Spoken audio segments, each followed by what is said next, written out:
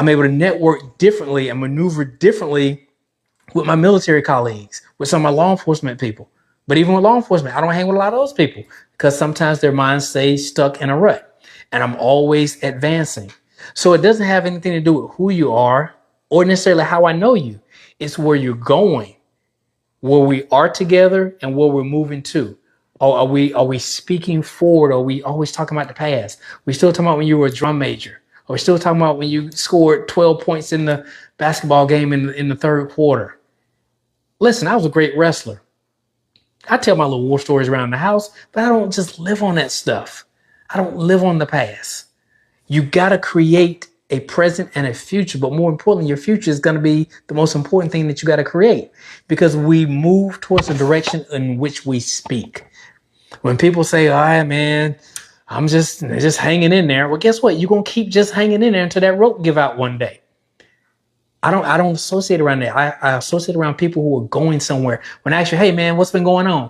When you're telling me what's happening in the next 30 days to 60 days to 6 months to a year, that's the conversation I want to hear. I want to hear about what happened last week. Oh man, my carburetor went out on the car. Well, man, you've been driving a car since we were in high school. That's why I still got a carburetor in it. I need you thinking forward. You need to associate with forward thinking people. So again, man, I don't hang out in Decatur.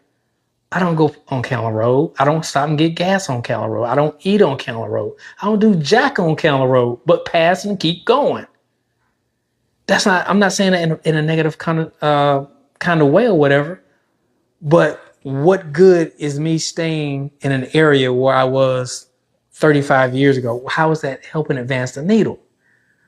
So you have to get in different areas, different communities, different circles, get in different rooms to learn different stuff. So let's not just stay stuck in an area that's not helping us. And if it's not helping us, for sure, it's not helping our kids, not helping future generations.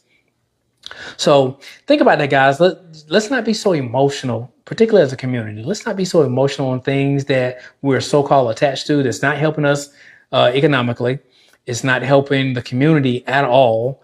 And sometimes if you just tear down some old stuff and rebuild some new, better stuff, you'll see that the community can grow exponentially going that route. So I hope that impacted somebody, and I really hope they tear down that whole mall, to be quite honest with you, because it's not adding any kind of value to anybody.